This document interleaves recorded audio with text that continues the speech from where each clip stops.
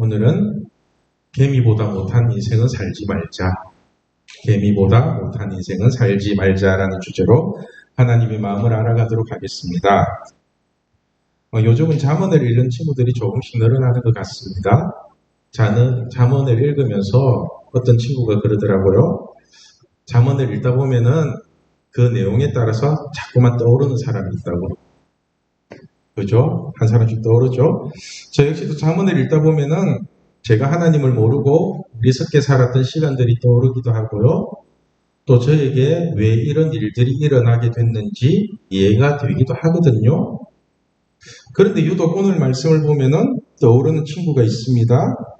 특히 10절에 좀 더 자자, 좀 더 졸자, 손을 모으고 좀 더 누워있자 하며 이 말씀을 읽는 순간 반드시 떠오르는 사람이 있습니다. 아무도 저뿐만이 아니라 여기 있는 대부분의 사람이 똑같은 친구가 떠오를 것 같은데 대충 누군지 아시겠죠?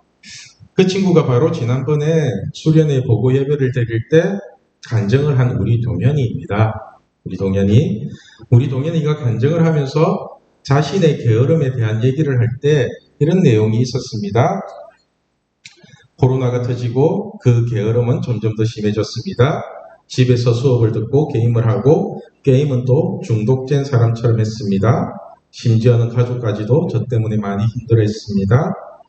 제 앞에 밥상이 차려져 있고 숟가락만 들면 되는데 그것도 들지 않아 누가 떠먹여줬는데도 그것을 도로 뱉어내었습니다. 그러니까 이 인간이 얼마나 게을러 터지고 게임 페인이었으면 입으로 떠먹여준 밥도 씻기 싫어서 도로 뱉어냈답니다. 우리 동현이 정말 대단하지 않나요? 그죠? 잠언에도 보면 이런 똑같은 말씀 나오는 거 아시죠? 잠언 19장 24절 말씀 우리 같이 읽을게요.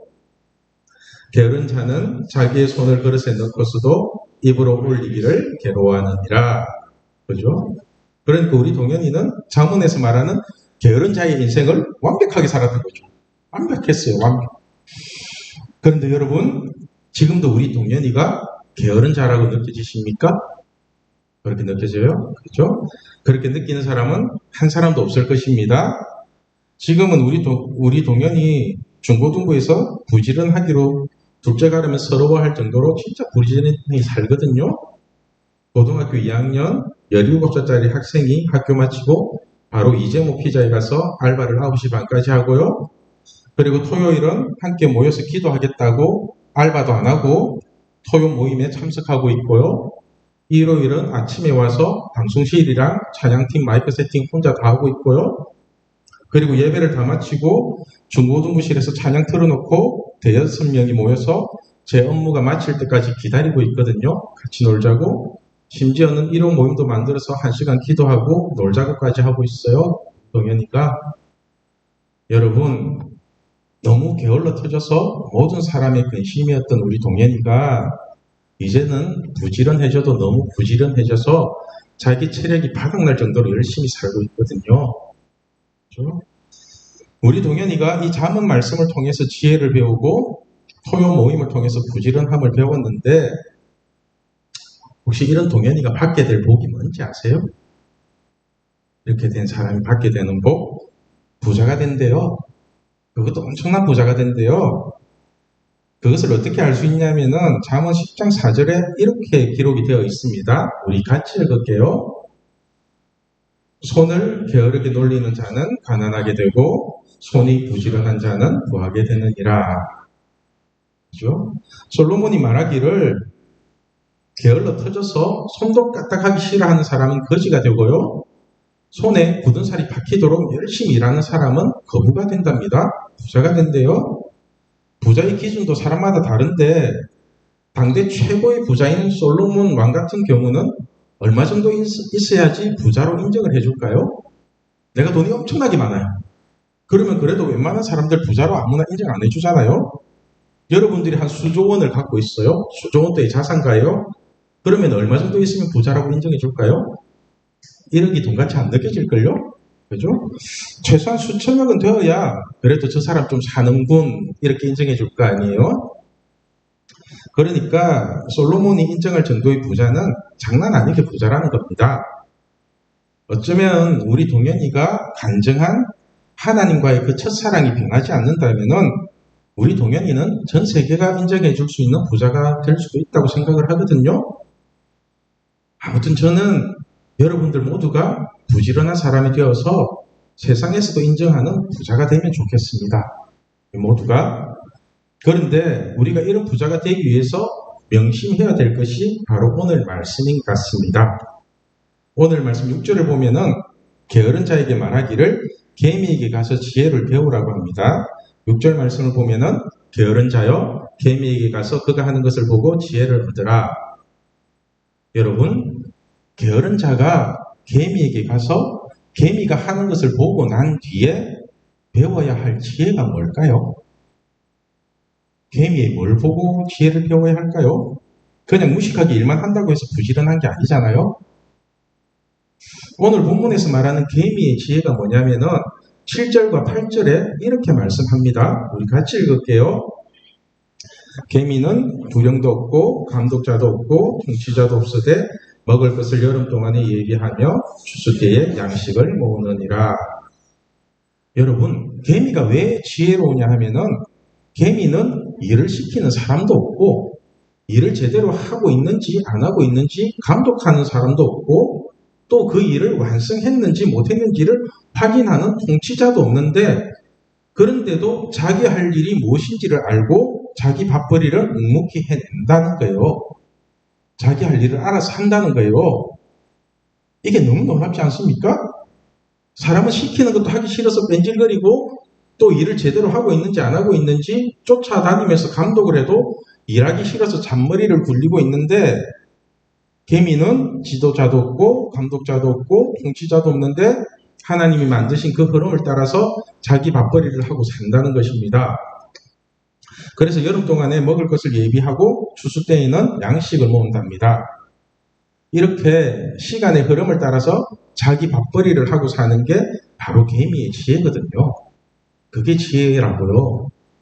여러분, 이렇게 하찮은 개미도 하나님의 시간을 따라서 열심히 자기 일을 하고 사는데 하물며 하나님의 형상으로 지음을 받은 사람이 이런 개미의 지혜조차 없다는 게 말이 되냐는 거예요. 제가 전에도 한번 시기에 대해서 설명을 한 적이 있는데요. 10대는 자신의 달란트가 무엇인지를 찾아야 하는 시기고 20대는 그렇게 찾은 달란트를 가지고 세상과 직접 부딪혀야 하는 시기입니다. 그런데 여러분, 게으른 사람은 어떻게 시간을 보내는 줄 아십니까? 게으른 사람은 첫날 만날 잠만 자고 이불 속에서 뒹굴뒹굴하면서 집 밖에 나올 생각을 하지 않는다는 것입니다. 우리 9절과 10절 말씀 같이 읽겠습니다. 게으른 자여, 내가 어느 때까지 누워 있겠느냐? 내가 어느 때에 잠이 깨어 일어나겠느냐? 좀 더 자자, 좀 더 졸자, 손을 모으고 좀 더 누워 있자 하면 여러분, 게으른 자의 묘사가 너무 놀랍지 않습니까? 마치 저와 여러분의 모습을 그대로 묘사하고 있는 것 같지 않나요? 사실 제가 집에서 뒹굴뒹굴거리면서 자빠지 자는 거 진짜 좋아하거든요. 옛날에는 밖에 돌아다니는 거 참 좋아했었는데 이제는 늙었는지 집에 있는 게 그렇게 좋아요. 특별히 집에서 나갈 일이 없으면 그냥 집에서 TV 보면서 뒹굴뒹굴하고 있거든요. 그래도 아마도 제가 전도사가 안 되었으면 백수 생활은 진짜 잘했을 것 같아요. 백수 생활 하다가 이제 천수 만수를 누리면서 살겠죠. 그렇게 뒹굴뒹굴하면서. 그런데 성경은 이러한 사람을 게으른 자라고 말씀합니다. 게으른 자. 게으른 자는 하루 종일 뒹굴뒹굴하면서 좀 더 자자, 좀 더 졸자, 손을 모으고 좀 더 누워있자 이러고 있답니다. 누가 와서 깨워도 조금만 더 하면서 뒹굴거리면서 누워있다는 것입니다. 사실 우리가 아침마다 이러고 있잖아요.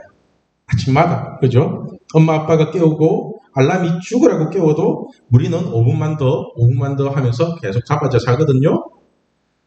그런데 이런 게으른 자는 이렇게 누워서 뒹굴뒹굴 하는 것도 문제지만은 이것보다 더 큰 문제가 있습니다. 더 큰 문제가 그게 뭐냐 하면은 생각하는 것에도 문제가 있다는 거예요. 생각하는 거에도 게으른 자들이 하는 생각은 항상 좀 더 자자, 좀 더를 외치면서 자신이 해야 될 일을 계속해서 다음으로 미룬다는 거예요.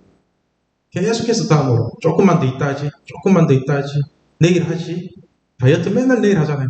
맨날. 여러분, 사람이 조금만더를 외친다는 것은 다른 무언가를 해야 된다는 것을 안다는 거죠. 그죠? 이러고 살면 안 된다는 걸 아니까 조금만 더 이렇게 하면서 계속 버팅기고 있는 거잖아요. 그래서 이렇게 게을러 터진 것을 멈추긴 멈춰야 되는데 그렇게 하기 싫으니까 좀 더를 외치면서 계속해서 게으름을 피우고 있는 것입니다.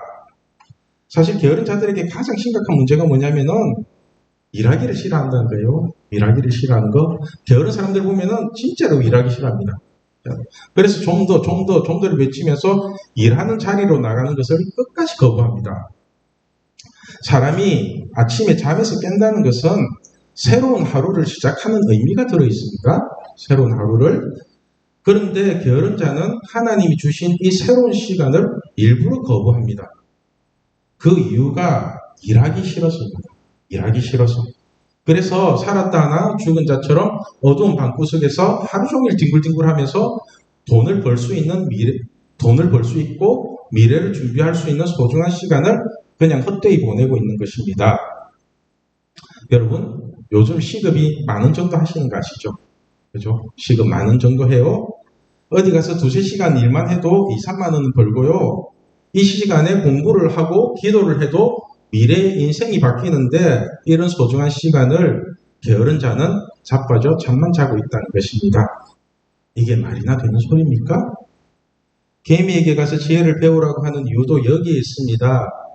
개미는 특별한 목적이 있어서 일을 하는 것이 아니라 하나님이 창조하신 계획에 순응하며 그냥 자기 할 일을 묵묵히 하는 거예요. 누가 알아주든 안 알아주든 무슨 상관이 있어요. 자기 할 일이면 열심히 하면 되지. 그거를. 한낱 미무린 개미도 이렇게 하나님의 말씀에 순응해서 일을 하는데, 그런데 게으른 자는 하나님의 창조 질서를 무시하고 하나님이 주신 시간조차도 자기 마음대로 사용하려고 한다는 것입니다. 여러분, 하나님은 단 한 사람도 게을러 터져서 방구석에서 뒹굴뒹굴하게끔 만들지 않았다는 사실을 알고 계시나요? 그죠?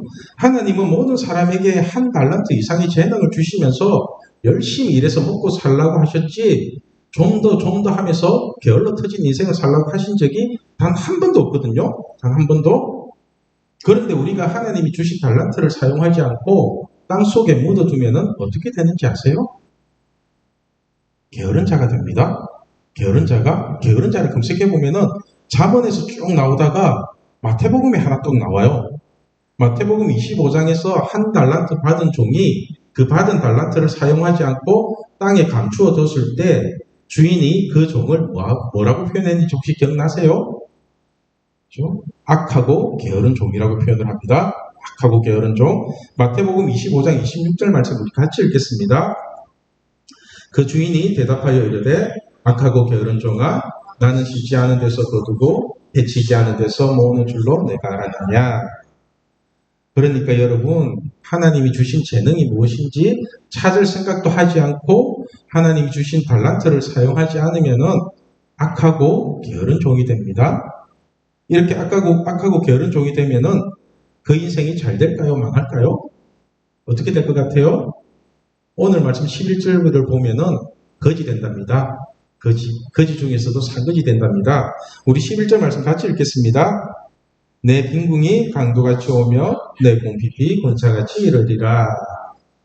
여러분, 내 빈궁이 강도같이 오고 내 공핍이 군사같이 이른다는 표현이 너무 재미있지 않습니까? 강도나 군사는 무력을 사용하고 상대방을 죽여서라도 그 목적을 이루는 사람들이거든요. 그죠? 그러니까 하나님이 좀 더 자자, 좀 더 졸자, 손을 모으고 좀 더 누워있자고 하는 인간은 반드시 거지로 만들어버리겠다는 뜻이 들어있습니다. 진짜로. 그런데 저는 여러분들을 거지로 만들 생각이 없습니다. 그렇게 만들 생각이 없어요. 그래서 토요 모임을 만들고 이제는 일요 모임까지 만들어서 여러분들에게 기도하면서 자신의 달란트를 찾으라고 하는 것입니다. 여러분, 토요일에 특별한 일이 없으면은 게을러 터진 사람처럼 집에서 뒹굴뒹굴 하지 마시고요. 웬만하면은 토요 모임에 오세요. 생각보다 재밌습니다. 생각보다. 우리 동현이가 인간 된 것도 어두운 방구석에서 쑥 먹고 마늘 먹고 인간 된 게 아니라 토요 모임에 와서 찬양하고 기도하다가 인간 됐잖아요. 그러니까 토요 모임에 와서 부지런히 자신의 달란트를 찾고 부지런한 인간이 되게 해달라고 기도 한번 해보세요.